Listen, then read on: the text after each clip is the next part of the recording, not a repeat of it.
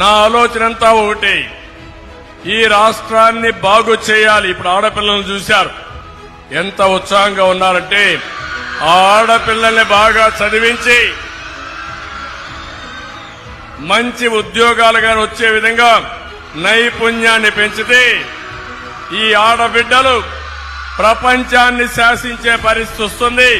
అది నా కళ. సంపద సృష్టించడం తెలిసిన పార్టీ తెలుగుదేశం పార్టీ.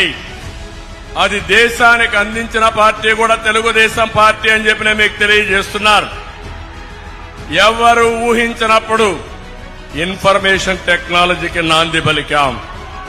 అది ఈరోజు నాలెడ్జ్ ఎకానమీకి ఒక బ్యాక్ బోన్ అయ్యే పరిస్థితి వచ్చింది.